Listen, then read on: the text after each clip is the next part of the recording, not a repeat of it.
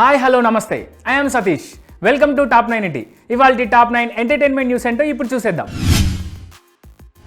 కరువు తర్వాత వరద అన్నట్టు గేమ్ చేంజర్ మూవీ నుంచి ఇప్పుడు కుప్పలు తెప్పలుగా అప్డేట్స్ వస్తున్నాయి.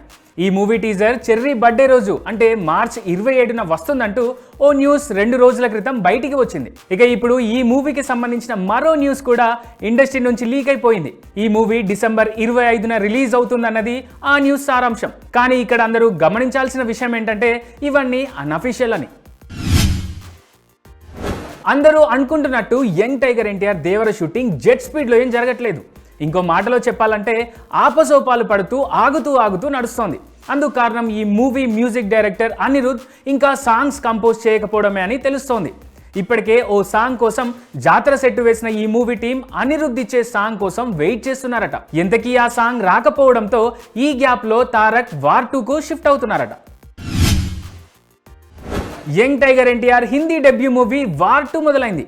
ఇప్పటికే హృతిక్ ఈ మూవీ షూట్లో జాయిన్ అవగా తాజాగా ఎన్టీఆర్ కూడా ఈ మూవీ సెట్లోకి ఎంట్రీ ఇచ్చారట. ముందుగా దేవరను ఫినిష్ చేశాకే వార్ 2 చేద్దాం అనుకున్న ఎన్టీఆర్కు ఆ సినిమా షూట్ డిలే అవుతుండడంతో వార్ 2కు మూవ్ కావాల్సి వచ్చిందట.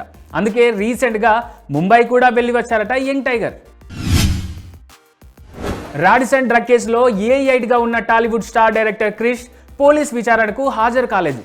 పోలీసుల విచారణకు హాజరు కావాలని చెప్పిన వెంటనే ఆయన వారికి ఓ రిక్వెస్ట్ పంపారు. ఫిబ్రవరి 28న విచారణకు తాను హాజరు కాలేనని ఆ మెసేజ్లో వివరించినట్టు పోలీసులు వెల్లడించారు. సినిమా పనుల మీద ఆయన ముంబైలో ఉన్నానని, మరో 2 రోజుల తర్వాత హైదరాబాద్ వస్తానని, అప్పుడే విచారణకు హాజరవుతానంటూ క్రిష్ మెసేజ్ పంపారు. దీంతో మార్చ్ 1 శుక్రవారం రోజున ఈయన్ను విచారించేందుకు షెడ్యూల్ చేసుకున్నారట పోలీసులు.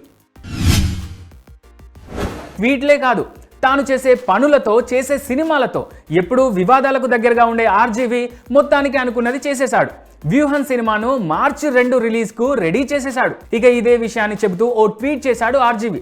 పట్టు వదలని విక్రమార్కుడిని అంటూ ఓ చేతిలో గన్ను మరో చేతిలో వ్యూహన్ సెన్సార్ సర్టిఫికేట్ ఉన్న ఫోటోను తన ట్విట్టర్ ఎక్స్లో షేర్ చేశాడు. ప్రస్తుతం తన ట్వీట్తో నెట్టింట వైరల్ అవుతున్నాడు. కళ్యాణం వచ్చినా కక్కచ్చినా ఆగదంటారు, కానీ మొదటిది మాత్రం తన జీవితంలో ఆగిందని, దాన్ని ఆపగలనని అంటున్నారు ఆండ్రియా. సింగర్ గా, టాలెంటెడ్ ఆర్టిస్ట్ గా ట్యాగ్ వచ్చేలా చేసుకున్న ఈమె తాజాగా పెళ్లిపై షాకింగ్ కామెంట్స్ చేశారు. తాను అసలు పెళ్లే చేసుకోను అన్నారు. తన వయసు 40 సంవత్సరాలని, ఇప్పటి వరకు ఒంటరిగా లైఫ్ లీడ్ చేయడం అలవాటైందని, అందుకే తాను పెళ్లికి దూరం అంటూ కుండబద్దలు కొట్టినట్టు చెప్పేశారు. వరుణ్ తేజ్ ఎంగేజ్మెంట్కి పెళ్లికి చాలా గ్యాప్ వచ్చింది. అయితే దానికి కారణం ముహూర్త బలమని, ఫారెన్లో పెళ్లి కనుకే వీసా ప్రాబ్లం అని అందరూ అప్పట్లో అనుకున్నారు. కానీ అందుకు కారణం తానని ఇప్పుడు చెప్పేశారు వరుణ్.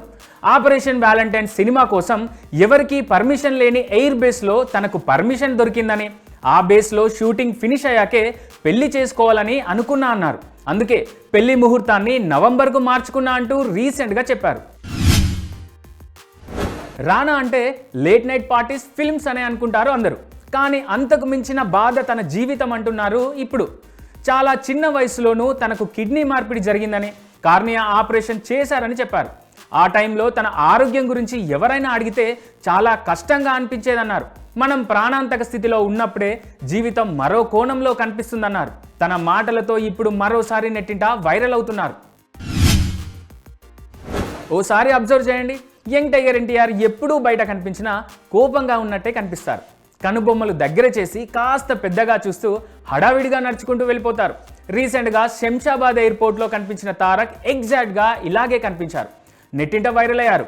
అయితే ఇది గమనించిన కొంతమంది యంగ్ టైగర్ ఎన్టీఆర్ ఫ్యాన్స్ నెట్టింట తమ అభిమాన హీరోను రిక్వెస్ట్ చేస్తున్నారు. అంత కోపం ఎందుకే, జర నవ్వచ్చు కదన్నా అంటూ కామెంట్స్ చేస్తున్నారు.